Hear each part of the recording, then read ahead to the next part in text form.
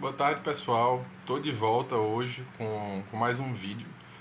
Queria falar hoje sobre um tema que eu considero importantíssimo, que faz parte de um novo projeto meu. Inclusive, pretendo publicar um novo livro. Vai demorar um pouquinho, terminar a faculdade, demorar uns 2 anos aí mais para frente, que é medicina além do senso comum. Então, existem alguns temas, alguns assuntos na medicina que seriam importantes de serem divulgados, né, de serem conhecidos pela população geral. Muitas áreas do conhecimento, física, biologia, tem um processo de divulgação científica já para a sociedade bem estabelecido, mas a medicina não tem, eu sinto falta disso, né?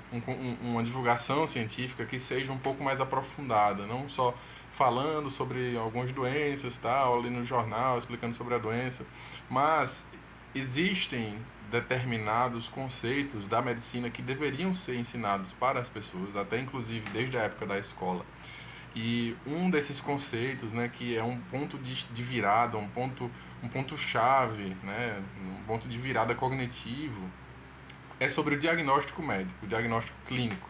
Então, eu falei na semana passada sobre a clínica médica.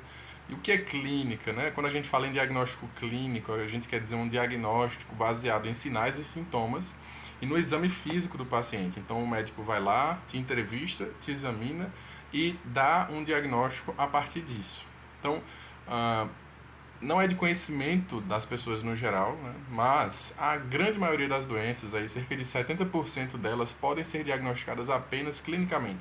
Por exemplo, cefaleia, demência, otite, pneumonia, faringite, apendicite, doença do refluxo gastroesofágico, insuficiência cardíaca, pericardite. Então, diversas doenças elas podem e devem ser diagnosticadas clinicamente.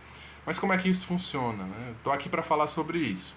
Imagine que você começa a ficar com o nariz congestionado, escorrendo catarro do nariz, com uma dorzinha na garganta, um pouquinho de febre, um pouquinho amolecido, e aí você fala, tô gripado.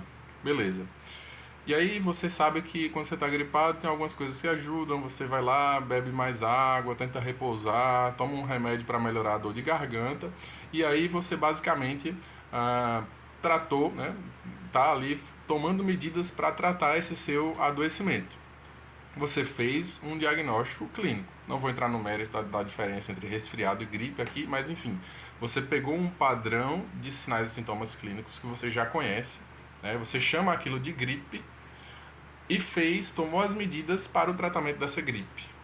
A mesma coisa acontece na medicina com diversas outras doenças. Então, as doenças no passado, né, centenas de milhares de pessoas já tiveram muitas doenças. E essas doenças elas foram catalogadas. Então, tal pessoa teve tal e tal e tal sinal e sintoma clínico.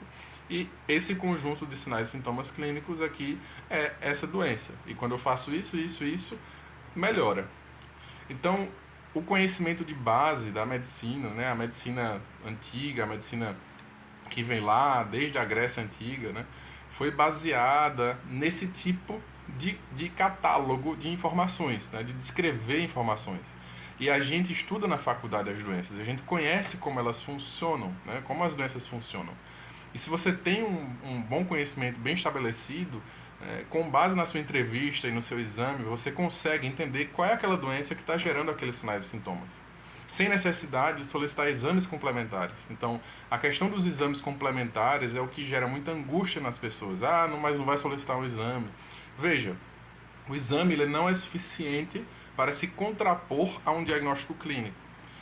Muitas vezes o exame ele atrapalha no seu diagnóstico. Então, se você, com base na sua entrevista, no seu exame, né, do paciente, você consegue chegar a um diagnóstico, o exame, ele nunca, na grande maioria das vezes, ele não vai ter força suficiente para dizer que o seu diagnóstico clínico está errado. É mais fácil que o exame esteja errado do que o seu diagnóstico clínico. Porque aquele já foi demonstrado, aquele já foi estudado, já está lá nos livros, está lá descrito. É assim que funciona. Tá? Então, isso é uma introdução que eu queria falar sobre o tema. Depois eu vou destrinchar um pouco mais, para não ficar um vídeo muito longo, né? Mas vamos começando por aqui.